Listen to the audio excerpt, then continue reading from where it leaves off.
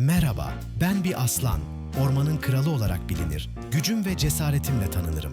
Kükremem öyle gürdür ki kilometrelerce öteden duyulur. Biz aslanlar sürü halinde yaşarız. Ailemize Pride denir ve birbirimizi koruruz. Avlanmayı genellikle dişi aslanlar yapar. Ama ben daima dikkatle beklerim. Her an korumaya hazırım. Güneşin altında dinlenmeyi, yavrularımla oynamayı çok severim.